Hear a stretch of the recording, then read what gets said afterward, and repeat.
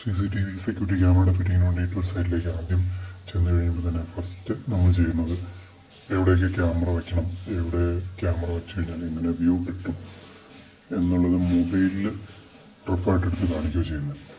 ആദ്യം തന്നെ ഇതാണ് ഫസ്റ്റ് ക്യാമറ വെച്ച് കഴിഞ്ഞാൽ ഇങ്ങനെ ഒരു വ്യൂ കിട്ടുമെന്നാണ് നമ്മൾ കാണിച്ചു കൊടുക്കുന്നത്. അതുപോലെ തന്നെ കിട്ടിയ വ്യൂ ആണ് നമുക്ക് വെച്ചപ്പോൾ ഇങ്ങനെ കിട്ടി.